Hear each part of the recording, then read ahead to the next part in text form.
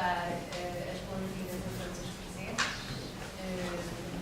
e vou apresentar a mesa, que é constituída primeiro de tudo pela autora do livro, Catarina Tomás, depois a professora Liliana, educadora. Temos que acabar com esta diferença de professora e educadora. Liliana Marques, não é Marques, é que é presidente da APAE, vice-presidente da APAE, e à minha esquerda a professora Teresa Vasconcelos, que é professora da Escola Superior.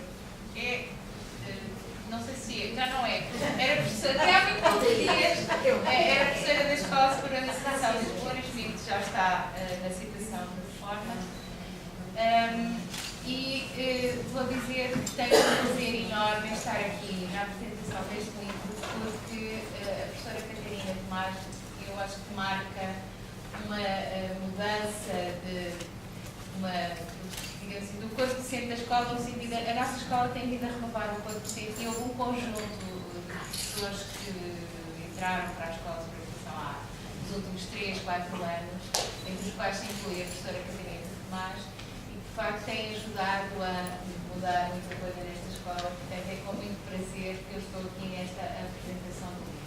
E vou passar a palavra a quem hoje tem que ter de facto a palavra, e primeiro tudo à professora, educadora Liliana Marques, que vai dizer então as suas palavras.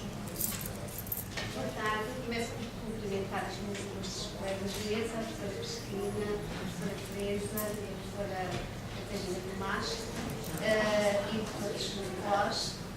Quero começar por mostrar que é com muita satisfação e com muito prazer que mais uma vez a APAE e a ERA de Lisboa se unem como parceiras em iniciativas no âmbito da educação da infância, e cada vez que isso acontece é sempre um sucesso e sempre uma boa causa.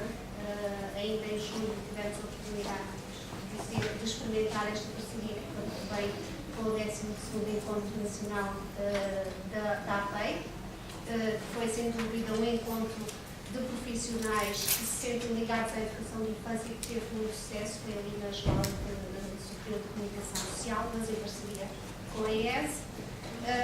E por falar em sucesso, quero desde já, em meu nome pessoal e em nome da APAE, dar os parabéns à autora desta obra, que nos reúne hoje aqui, a professora Catarina Tomás, por esta publicação atual, inovadora e pertinente. Gostava de realçar o início do seu livro, que explicita, e passo a citar: é o objetivo deste livro escutar e ler, no sentido de interpretar os discursos das crianças sobre os seus direitos e as representações, concepções e imagens que têm sobre si, sobre as outras crianças, sobre os adultos e sobre o mundo.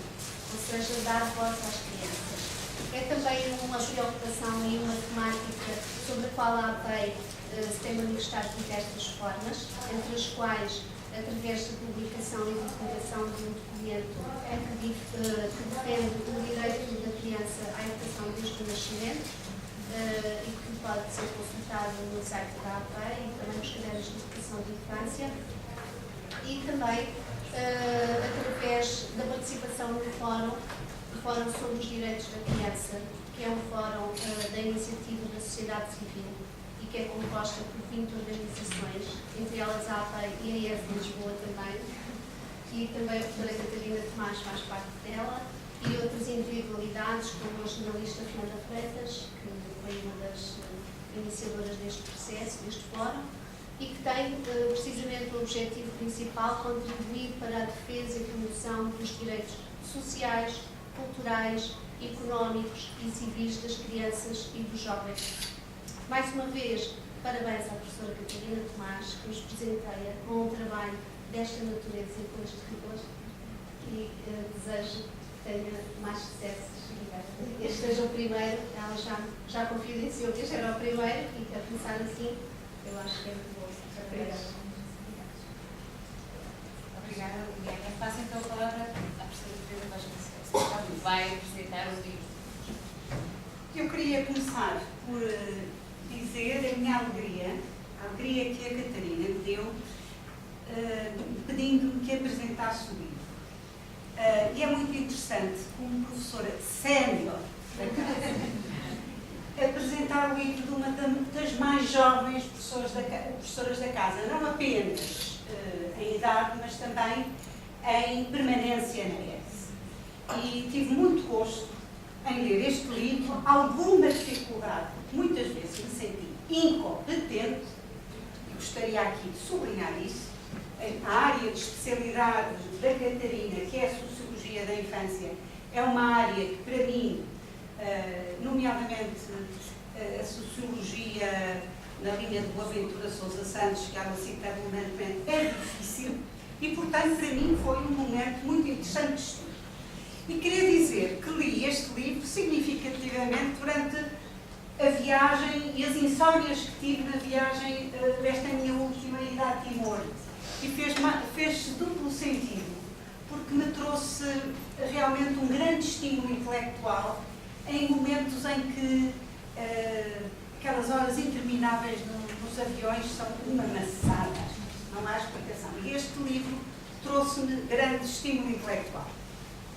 Queria também agradecer à ES, mais uma vez, e à APEI por estar aqui presente. Eu acho que, como disse a nossa colega Viviane, parcerias destas são muito frutíferas e eu acho que se tem vindo a desenvolver esta parceria. Queria começar por dizer que este é um livro sobre escuta. A palavra-chave que eu encontrei para definir este livro foi aquela que me veio primeiro à mente, é a palavra escuta. É um livro de um adulto, uma mulher adulta, à escuta das crianças. E faz duplo sentido hoje falar de uma mulher, porque hoje é o dia da mulher e é uma mulher que escuta as crianças, que é, as crianças continuam a pertencer a um universo que está silenciado, que está escondido, que está oculto. E este livro é um livro que desoculta o universo das crianças. E, portanto, é um livro de uma mulher adulta à escuta das crianças. É também um livro sobre aquilo a que os sociólogos chamam as práticas constituintes de ser e de estar da criança, mas também da Catarina. Na ESE, nas instituições para a infância, na qual ela é militante, nomeadamente, foi aqui referida a Comissão dos Direitos da Criança, nas instituições que acolhem crianças em desvantagens e que ela lidera no sentido de se escutarem essas crianças. Eu considero aqui em Lisboa a Catarina ser uma líder da voz, de uma voz dos direitos da criança. É também um livro cosmopolita. Ela usa esta palavra cosmopolitismo porque eu andei a estudar muito bem, apesar de já ter lido coisas do Babá, muito interessante sobre o cosmopolitismo e toda esta ideia de que realmente a sociedade futura é uma sociedade cosmopolita, somos muito diferentes e podemos aprender a falar muitas línguas e muitas linguagens de forma a podermos entender uns aos outros. É interessante também, é um livro cosmopolita porque agarra também em dois grupos, eu não quero ser prosaica demais, agarra em dois grupos de crianças, em dois grupos muito diferentes do globo, crianças de uma escola em Barcelos, uma escola de primeiro ciclo, e crianças de uma escola de primeiro ciclo em Florianópolis. Portanto, dois lados opostos do nosso, ou pelo menos muito diferentes do nosso planeta, com a vantagem de falarmos a mesma língua. No entanto, nós vamos ver pela apresentação do livro que as crianças descobrem que a língua não é a mesma. É um livro também de denúncia. E é de denúncia porque e ela refere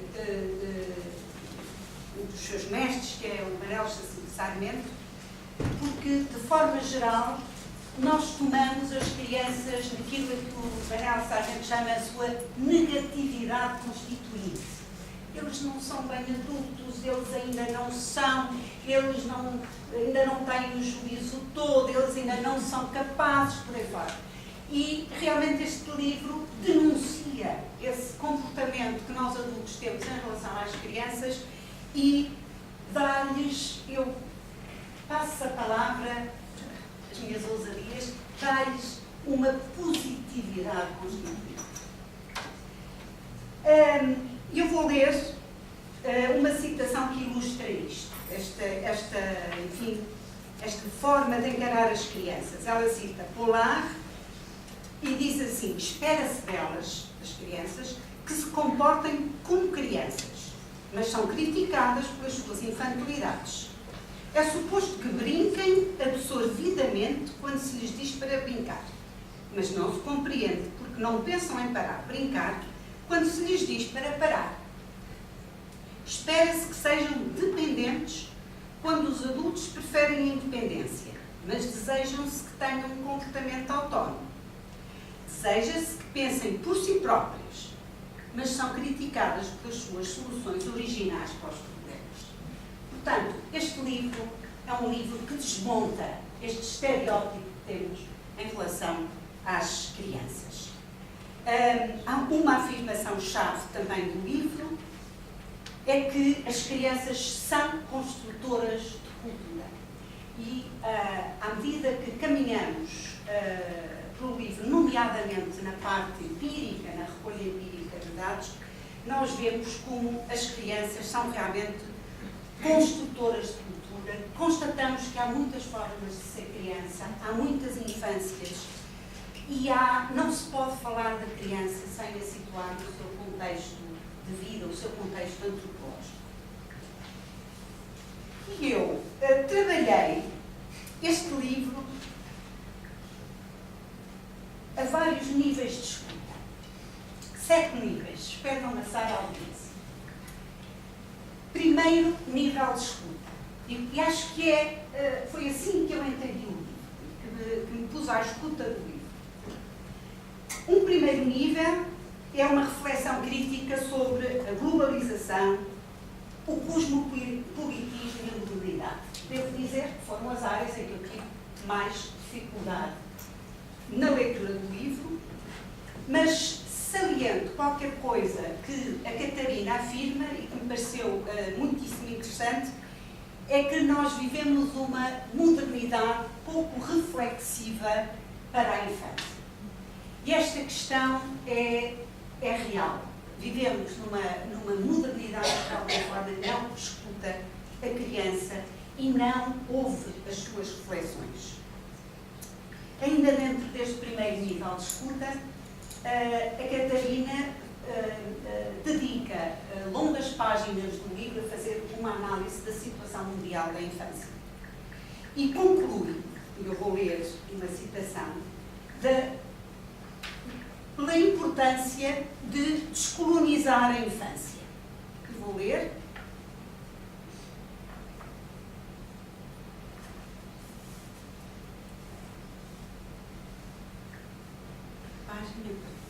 Vou ler um diálogo entre as crianças que ilustra de alguma forma esta questão.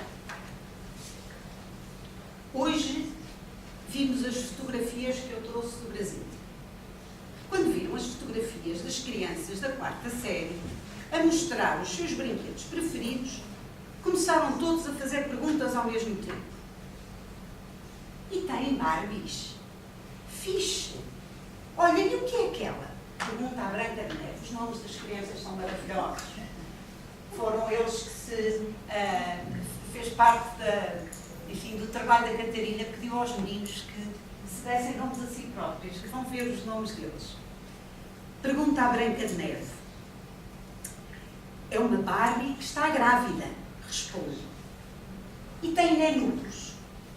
Eu gosto de brincar com nenucos, diz a Helena. Olha aqui, aponto para uma das fotografias. É um nenuco. A Helena ri-se e faz comentários com a Branca de Neve. E o jogo? Pergunta ao Ângelo. O quê? Pergunto, porque não consigo entender o nome do jogo. É para PlayStation. É novo, diz o Ângelo, contundentemente. Olha, olha, levanta-se o Carlos e aponta para a bola que uma das crianças segura na fotografia. Fixe, dizem os meninos. Também podemos trazer os nossos brinquedos e tirar fotografias, diz-me o Ricardo.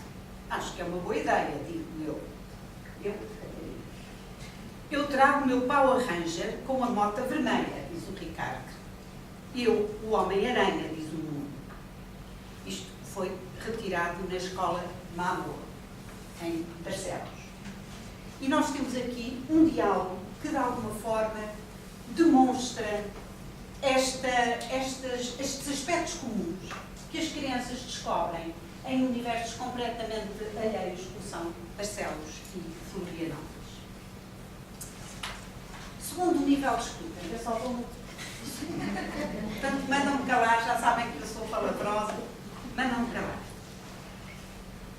O segundo nível de escuta é muitíssimo interessante também, é o nível de escuta ao nível dos direitos da criança. A Catarina faz um longo historial sobre os direitos, como surgiu e como foram concebidos e como foram negociados os direitos da criança, e diz qualquer coisa que me parece relevante sublinhar em termos desta escuta. Ela diz que o texto dos direitos da criança é um texto em construção. Eu queria sublinhar isso porque me parece muito relevante esta questão quando nós assumimos que uma convenção, uma declaração universal dos direitos humanos, é um texto que fica pronto e acabou e é preciso cumprir. E a Catarina desmonta isso, e parece uma ideia muito original do livro, desmonta isso e diz que a Convenção dos Direitos da Criança é um texto em construção. Portanto, queria colocar aqui esse sublinhado. Outra... Assim ficam com a certeza que eu li o livro. Catarina disse assim, não precisa de ler tudo, lê só umas coisas. Só a Catarina não conheces.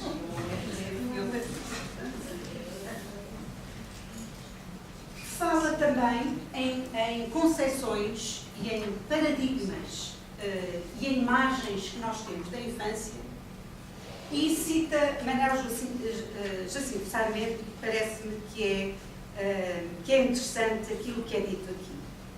A criança não é um ser estranho inserido na sociedade. É antes um ator social portador da novidade que é inerente à sua pertença à geração que dá continuidade e faz renascer o mundo. As crianças, todas as crianças, transportam o peso da sociedade que os adultos lhes legam, mas fazendo com a leveza da renovação e o sentido de que tudo é de novo possível. Isto é bem isso. É por isso que o lugar da infância é um entre-lugar, é a formulação do Baba. O espaço intersticial entre dois modos, o que é consignado pelos adultos e o que é reinventado nos mundos de vida das crianças, e entre dois tempos, o passado e o futuro.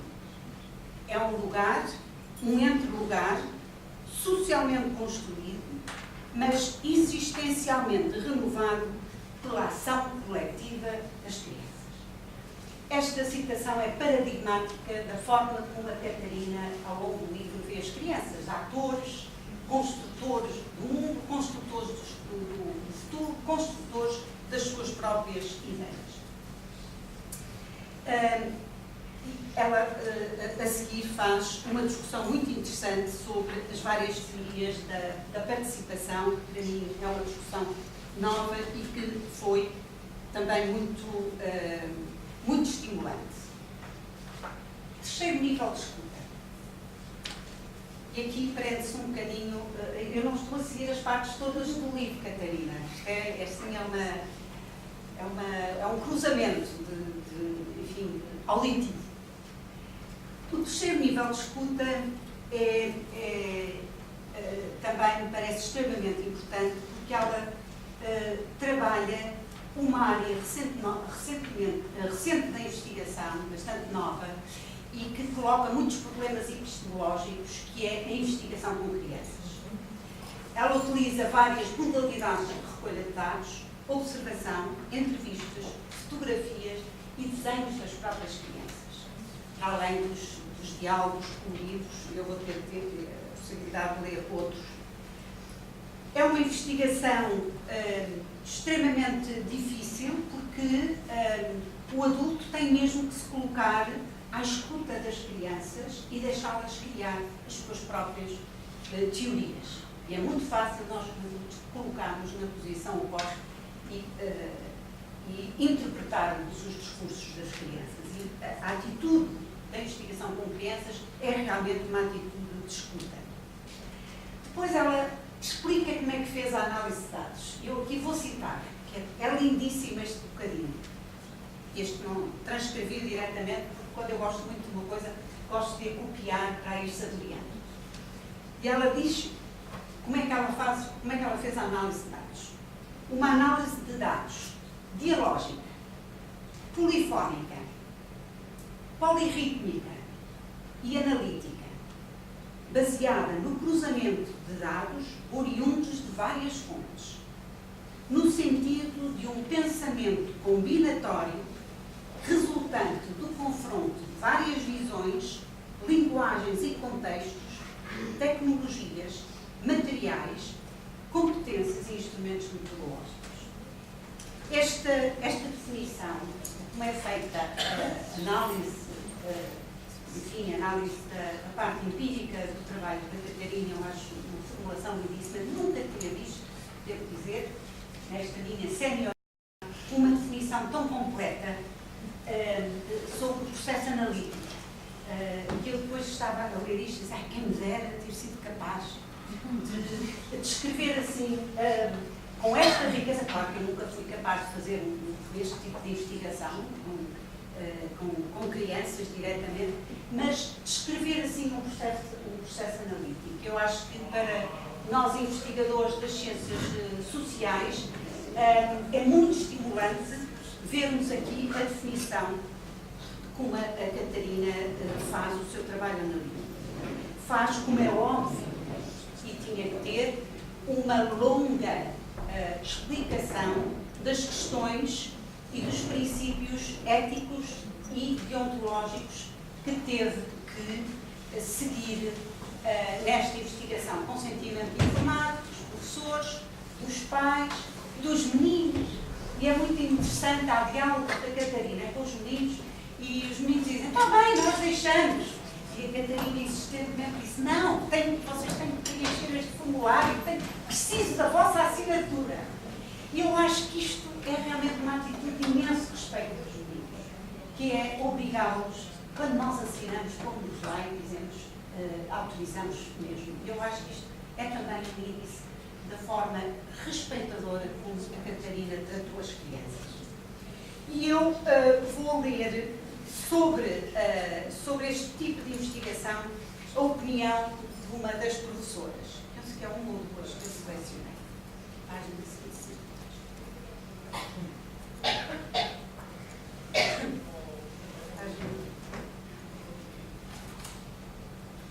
Meu Deus, baralhei aqui as coisas. Vamos lá ver.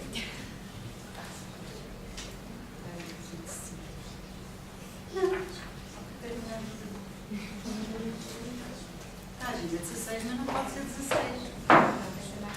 É muito mais para a frente. Eu tenho página 163.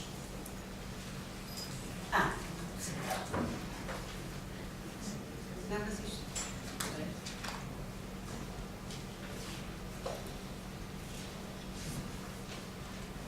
Devia ter feito a revisão disso. Primeira gata. Ou pouca escuta. Se entretanto me descobrimos, está bem? É a forma como a professora, fim página 163, mas aqui é outra coisa. De qualquer maneira, 179. Obrigada. Mas, de qualquer maneira, eu tinha assinalado aqui a página 173 para dizer qualquer coisa muito interessante que as crianças disseram sobre o trabalho da Catarina. Ela diz: as crianças e os adultos envolvidos na investigação devem ser informados acerca dos objetivos e da natureza da investigação, métodos, timing, resultados, processos que foram realizados durante todo o estudo.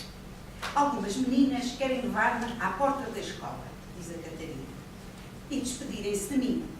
Ficamos a conversar um pouco de tempo à porta. É legal você trabalhar com crianças. Você quer escutar nós, diz a Larissa, surpresa. E a Catarina limita-se a responder: quero. Veja esta frase lindíssima. Pergunta o que eu vou mandar fazer, se será muito difícil. Explico uma vez mais os objetivos do trabalho e explico que não se trata de mandar ouvir coisas, que o trabalho é uma construção de todos. 179.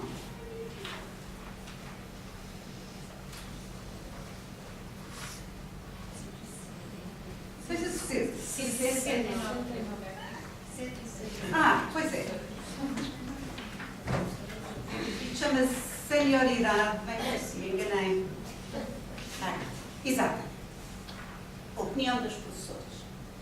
O que mais me surpreendeu ao longo do projeto foi ver a riqueza do pensamento das crianças quando lhes é dada a oportunidade de manifestarem livremente a sua opinião sobre as coisas e a alegria ao sentirem-se valorizadas pelo adulto, ao saberem que a sua opinião também é importante.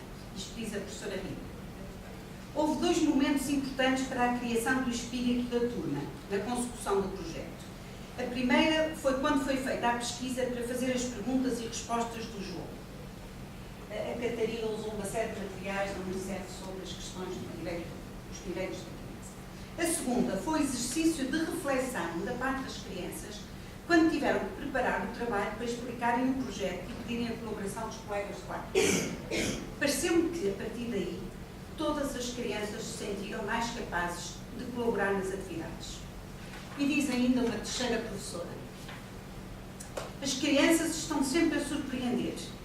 E no desenvolvimento deste projeto surpreenderam pela forma como se tornaram mais ativas e intervenientes e como foram desenvolvendo a capacidade de argumentação e de solução de problemas. Surpreenderam-me particularmente pela forma como se colocaram no papel de jornalistas pela primeira vez, pesquisaram em diferentes jornais e revistas o que quiseram sobre crianças, organizaram os trabalhos nos jornais e apresentaram as notícias com alguma postura e convicção, apelando para a mudança de atitudes e comportamentos dos adultos no que respeita aos problemas que afetam as crianças em todo o mundo.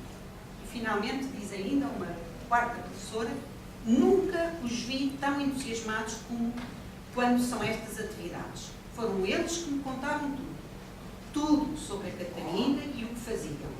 E que é muito importante para eles, porque os ouve e eles trabalham de outra forma. Sabe porque é deles que vêm as coisas. Estas opiniões das professoras ilustram também que um processo de investigação deste tipo é um processo transformador. É transformador, claro, em relação às crianças, quando elas dizem tu ouve-nos, mas é também um processo transformador em relação às professoras que aprendem a olhar as crianças com outros olhos. Exatamente porque o processo de investigação e o investigador é um espelho que devolve às professoras uma outra forma de elas verem as suas crianças. Ainda só estou. 4º nível de escuta. O conhecimento dos direitos das crianças na perspectiva das crianças. E aqui temos realmente o cerne do trabalho de campo. Portanto, como eu disse, há uma descrição das famílias e das escolas de Barcelos e Florianópolis. Depois, a Catarina explica aquilo que eu já disse, que foram utilizados materiais já existentes sobre a questão dos direitos da criança. E, a certa altura, é feita também uma análise socio-histórica da situação das crianças pelas próprias das crianças. Eu vou já ler sobre isso. Mas eu vou ler aqui algumas opiniões das crianças. Pergunto... Tem que ser um bocadinho mais atrás. Quem me diz o que é um direito? Pergunto. Ninguém me responde. A professora faz de novo a pergunta. Olha, portar bem na escola, diz a Bárbara. É brincar, diz o Rafael. É ter direito a coisas, diz a Diana. Como, por exemplo, questiona. A brincar, vir à escola, fazer os deveres. Outra criança, a Joana, diz. É ter uma professora ou duas, como nós. E diz o Miguel. É lavar os dentes. Estes diálogos mostram realmente como é que eu ia dizer, a genuinidade das crianças e da forma como elas veem os direitos. Volto a perguntar, um bocadinho mais à frente. O que é um direito? E o Ricardo responde. É brincar, é alimentação. Seguidamente diz o Tarzan. É as crianças terem. E adiante diz. Tem direito a subir em árvores e galhos, e o Jefferson desata a rir-se. Direito dos índios ficarem na floresta, diz a Ingrid. A ver os bichos, indica a Lisandra. Andar na floresta, nós, brincar, diz a Bruna. A ter direito a ter casa para morar, diz a Bruna Pacheco. É direito a estudar e sobreviver, não é, gente? Diz a Beatriz. Estudar não é direito, diz o Ramon. E ri-se. Todos se riam. E as meninas começam a xingá-lo. Catarina, é direito passar de ano. É direito, diz o Ramon aos berros e ri-se. A ter uma bicicleta, indica o Jefferson. E a soltar pipa. Estes são os meninos do Brasil. Pipa quer dizer papagaio. Há uma discussão muito engraçada entre os miúdos que dizem não, mas nós temos palavras diferentes. Como é que se diz papagaio no Brasil? É pipa. Alguém quer dizer mais alguma coisa? Pergunto. Direito a comer e a usar óculos, diz a Sabrina. É o direito das crianças de andar na natureza, não é? É legal, diz o José Augusto. E começam a conversar sobre os perigos de andar na rua, etc. E depois a Catarina pergunta-lhes, e porquê é que as crianças têm direitos? Houve muita indecisão face a esta pergunta. O William respondeu, porque elas não sabem se proteger. E porque sim, foi a resposta da maioria.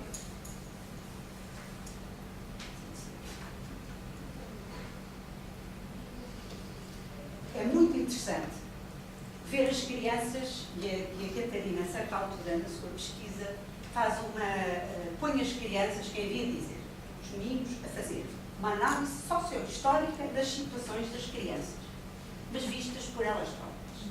Tão interessante. Se estiverem cansados desta leitura, façam sinal, mas acho que não, porque estamos a gostar, estamos a saborear os discursos das crianças. Uma das crianças dizia, antes as crianças iam para a escola descalças, sem mochilas e também com as roupas rasgadas e todas sujas. Para semear era preciso uma vaca ou um burro para puxar o semeador. E as crianças iam ajudar. Agora as crianças já não precisam de ir ajudar. Agora vimos para a escola de autocarro. Temos também os tratores para semear o milho. Agora temos uma escola nova e tem muitos desenhos colados na parede. E também temos os direitos da criança. Também temos os livros para estudar e agora temos um computador à corrente e portátil. Temos campo de futebol, também dá para jogar basquetebol e handebol e depois as crianças vão ser pais e também vão ter filhos e pés. Também vamos ter mais direitos. Assim, análise socio-histórica. Antes, os meninos eram maltratados porque não podiam dizer o que pensavam. e nem o que acontecia no país. Eles não conheciam os direitos. Agora, nós vimos para a escola de autocarro e de carrinha e não nos tratam mal. Eu acho que depois os meninos vêm de limusina para a escola. A escola ao par. Não haver a reivindicação dos meninos. Quando tomam consciência de que têm direitos. Antigamente, os meninos andavam descalços e não havia mochilas. Nem aguças, nem borrachas e não havia roupa como a nossa. Era roupa velha e não havia roupa nova. A minha mãe, quando chegava da escola, fazia os deveres e ia para o campo cortar erva e palha. A minha mãe ficava junto das raparigas, não junto dos rapazes, e também não podia falar com os rapazes. No futuro já se pode falar com as raparigas e com os rapazes. Portanto, estas crianças, para fazer a análise socio-histórica da situação, andaram a inquirir os seus pais sobre como é que era a vida das crianças há uns anos atrás.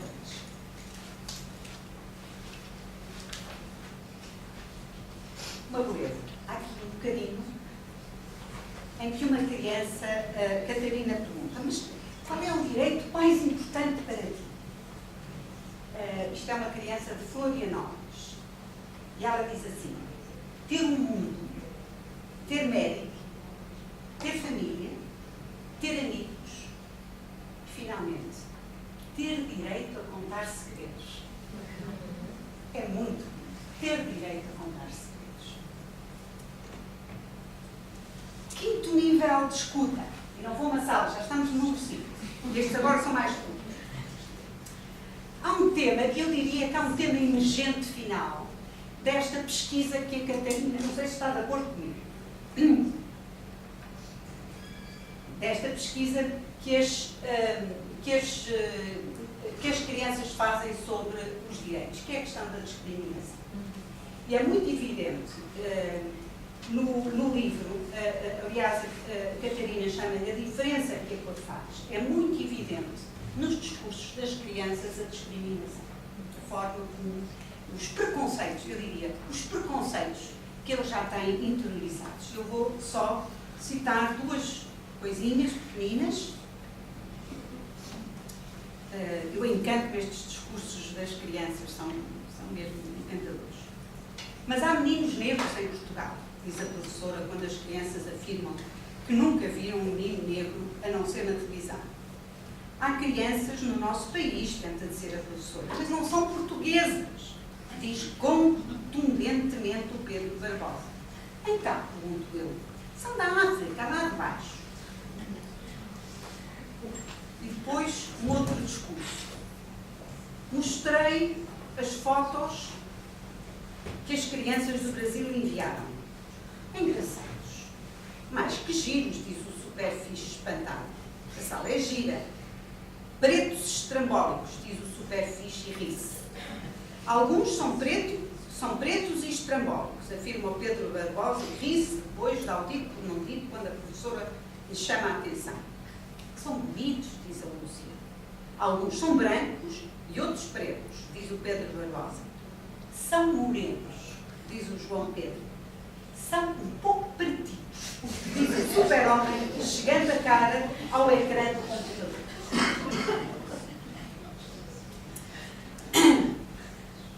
Mais um pequenino discurso das crianças sobre os ciganos. São ciganos a vender camisolas, diz o Bruno. Mas tens de pôr preta a cara, que eles são pretinhos. Não são tão pretos como os pretos, mas também são perigosos. Lá isso é que são, refere o super-homem. É interessante vermos estas nuances. Os meninos aqui estão a dizer que morenos sempre é melhor que pretos. Está bem? E, portanto, como diz a Catarina aqui, são imagens, concepções e estereótipos criados para justificar a exclusão. E, portanto, este grande tema final parece-me um tema muito interessante e que era importante, eu desafiaria a Catarina, sei que o posso fazer, a continuar a explorar esta questão. É uma questão, enfim, pela pouca pela experiência que eu tenho de explicar crianças, é uma questão que vale a pena ser trabalhada e desmontada. Também dizia, posso ler?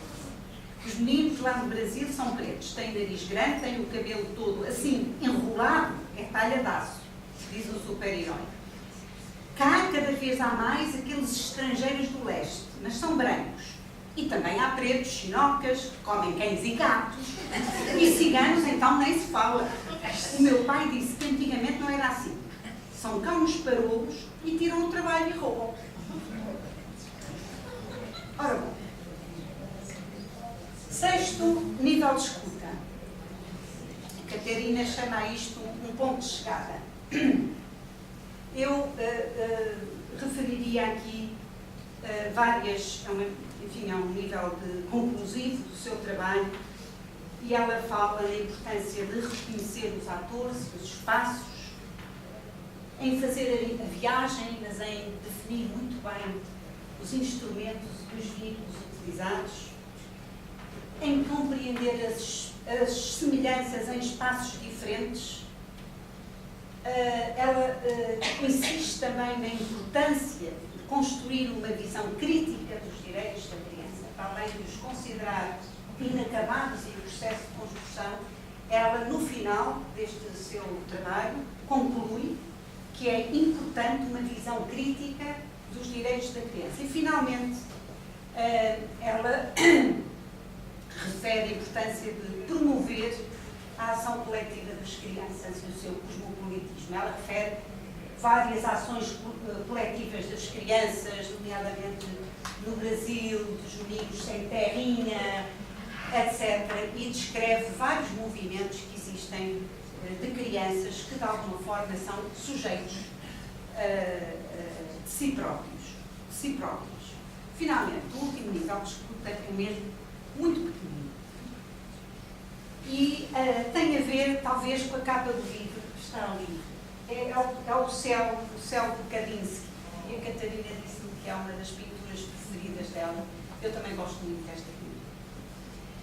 E o sétimo nível de escuta, para mim, eu intitulei Escutar a Utopia. E a Catarina cita Galeano. Começa por dizer: sou consciente, estou a citar primeiro a Catarina, sou consciente da necessidade de prosseguir a viagem, mas antes de o fazer, gostaria de afirmar que, para o fazer, será necessário pensar as nossas práticas como sociólogos da infância, considerando que terão que ser sujeitos a transformação, crítica e reconfiguração para assim contribuírem para a construção do conhecimento sobre a infância e sobre as crianças. Mas chegar a um porto significa pensar em outras viagens, outras descobertas e outros caminhos na defesa dos direitos da criança, facto que ainda é uma utopia. Como afirma o Galeano, a utopia, a utopia está no horizonte e aproxima 2 passos. Ela se afasta 2 passos. Caminho 10 passos e o horizonte corre 10 passos. Por mais que o caminho jamais alcançarei. Para que serve a utopia? Serve para isso, para que eu não deixe de caminhar.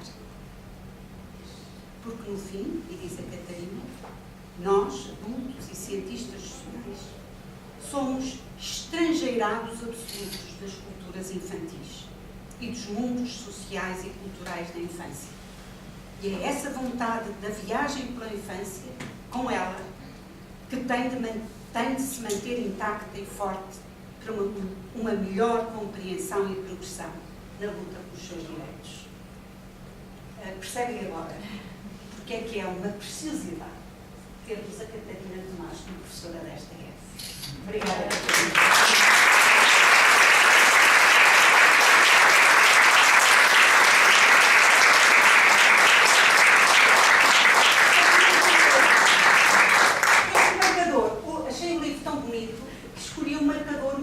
Para o livro, para andar comigo. O que é impressionante é que ele viajou comigo para Timor e não se estragou. E eu disse assim: vou ter que o dar à Catarina quando fizer a apresentação do livro. É muito bonito o marcador. Fico muito contente por estudar. Obrigada. Foi a Timor e veio e não se estragou. Obrigada. Bom, cabe a mim agora algumas palavras, mas como devem compreender, é o meu primeiro livro, é uma situação muito estranha falar no meu livro, quer dizer, sou um estranho, e sou um estranho primeiro porque é a primeira vez, e segundo porque ele não é só meu, é uma construção coletiva realmente com as crianças e com os adultos com quem trabalhei. Este livro é o resultado de parte da tese, e gostaria depois de passar algumas imagens que não fazem parte do livro por razões várias, e também para trazer um pouco da voz e da vez das crianças com quem trabalhei. E pedia-vos, porque estamos numa pedagogia de escuta, que me pudessem autorizar a ler, porque a voz já está engasgada e, portanto, pedia-vos licença. Algumas notas. E gostaria de começar por agradecer à professora Teresa Vasconcelos, e permitam-me que o faça. E eu já lhe tinha dito isto, o obrigado não é aquilo que é aceito no protocolo de conveniência social. Foi a primeira pessoa e a única que me entrei para comentar o livro. Eu sei que a professora Teresa Vasconcelos faria uma leitura atenta, ainda que eu tivesse pedido para não fazer. Mas também porque estes últimos 2 anos que eu estou na Escola Superior de Educação de Lisboa, foi das pessoas que me têm dado mais apoio e incentivo naquilo que é esta militância que eu sei também que tem pela defesa dos direitos da criança e das mulheres, porque o dia não foi escolhido ao acaso, e quem nos conhece a professora Teresa sabe o porquê do dia 8 de março, e há 2 outras pessoas que depois eu também quero agradecer. E porque não há palavras para dizer aquilo que quer dizer, a única coisa que consigo neste momento dizer é muito obrigada. E como não queria cometer o erro de me engasgar, vou ler. Agradecer à professora Teresa, agradecer à professora Cristina Loureiro, presidente da IESE, também tem sido alguém que tem dado o apoio. Temos sido inovadores também na IESE, porque criámos a Unidade Curricular de Direitos Humanos e da Criança, que é uma inovação em Portugal, na formação de educadores e professores que têm isso consigo. Agradecer à doutora Liliana Marques, também, porque a APEI tem feito também esta ação em prol dos direitos da criança, por estar aqui, por ter apoiado o lançamento do livro. E queria agradecer à Manuela Marques e à Luísa Vaz, que foram pessoas que me incentivaram e com quem tenho estado no Fórum dos Direitos das Crianças e criámos uma amizade. Pronto. E a todos o meu muito obrigada por estarem aqui. Colegas, amigos, alunos e ex-alunos, portanto, muito obrigada por estarem aqui. É um momento muito feliz para mim. E ontem li um livro de um autor de quem gosto muito, que não é o Boaventura de Sousa Santos apenas, quem sabe, é o meu mestre, mas é um autor português da literatura, que é o José Luís Peixoto, e que diz algo deste.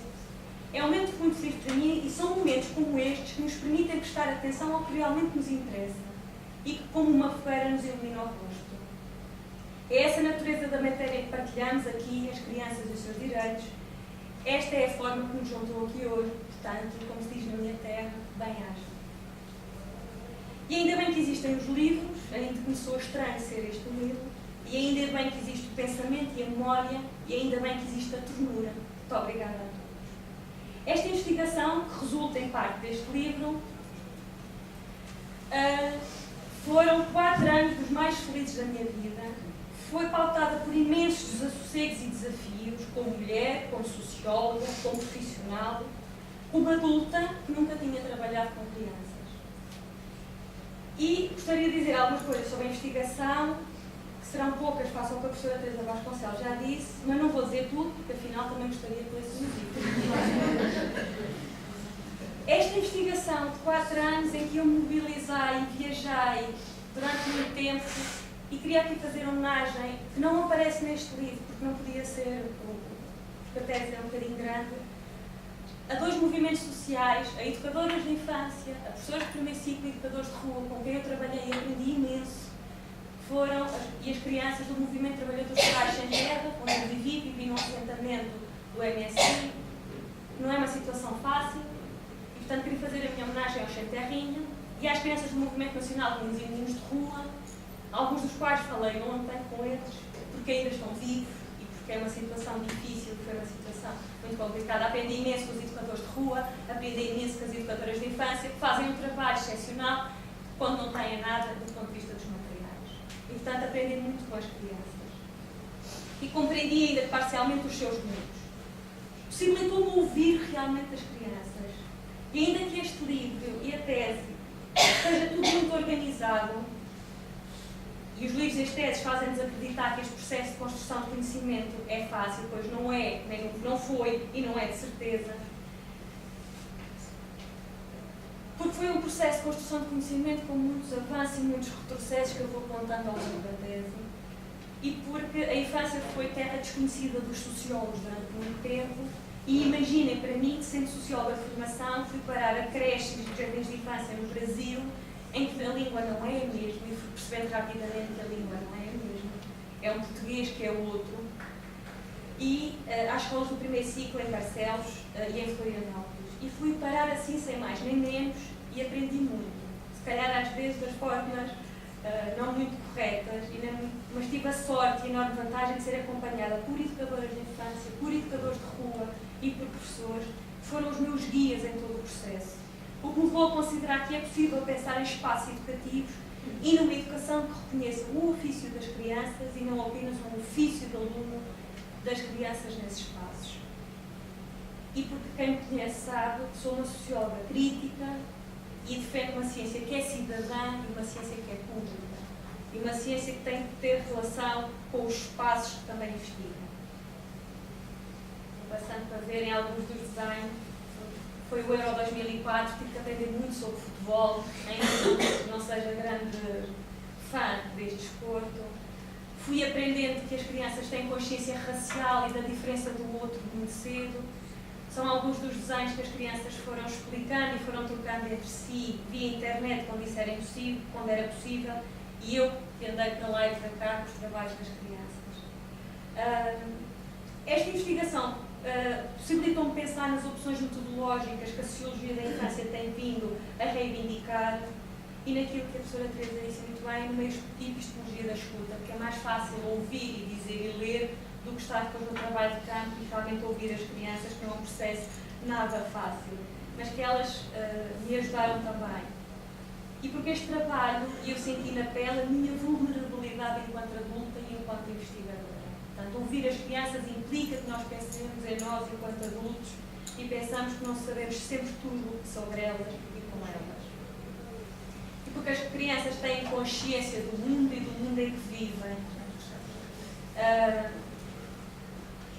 E, por fim, ajudou-me a conhecer e a promover a discussão sobre os direitos da criança, do qual eu sou realmente muito militante, e a possibilitar experiências muito interessantes como estas, quando o Superfiche pela primeira vez vê o globo e diz, agora já percebo porque é que Portugal nunca ganha nada, o Brasil são maiores que nós. É interessante, coisas que eu não vou percebendo, coisas que eu não vou percebendo do mundo das crianças e que me deixam numa posição de muita vulnerabilidade, e foi muito, muito difícil, muitas vezes, estas questões. As consciências raciais realmente foram uma temática que só foi possível ela surgir ouvindo as crianças, sobretudo quando elas constroem, porque elas organizaram-se e foram construindo. Estes são as crianças, são os produtos que a professora Teresa Vasconcelos ia falando.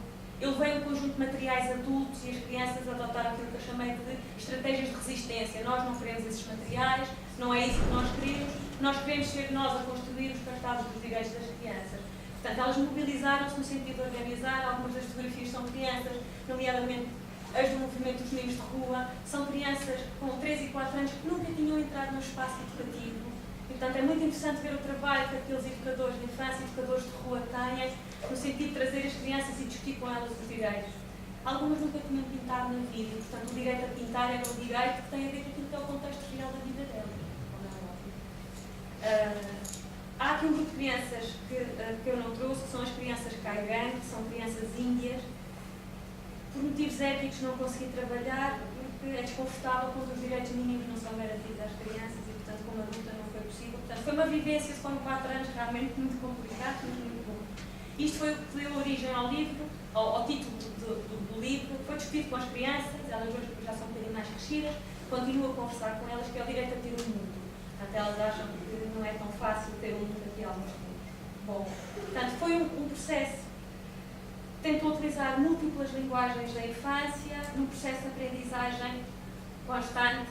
E, portanto, o que elas foram dizendo, que a professora Teresa disse há pouco, tem a ver com aquilo que são os direitos. O direito a chover, porque vivia-se um período de seca em Barcelos, como aquilo que nós estamos a viver agora, e as crianças querem ter direito a chover, porque depois não têm como se alimentar. Querem ter direito. Um dos direitos que também eu mais gostei de ouvir e mais me preocupou foi uma das crianças que disse: nós temos o direito de andar para trás, porque os adultos passam a vida a mandar-nos para a frente. Portanto, eu acho que nós temos que pensar realmente nisto. E dizer-vos, e utilizando um autor que não é o Boaventura, que somos achados, mas que é um sociólogo palestiniano, que escreve agora muito sobre a situação das crianças palestinianas, e ele diz-nos mesmo que somos estrangeiros absolutos, que é o Eduardo Said, das culturas infantis, e é aquilo que eu sinto. Isto não é um produto, é um processo de conhecimento. Eu queria terminar por vos dizer, para este autor, Eduardo Said, para alguns, a inteligência consiste em simplificar uma realidade espessa e espinhosa, como aquela que eu vivi durante 4 anos da minha vida. Mas a inteligência consiste, na minha opinião, em acrescentar sempre mais complexidade à realidade, e à realidade da infância, que é uma ideia que eu defendo quando estudamos a infância e as crianças. Portanto, muito obrigada, espero que gostem do livro e obrigada por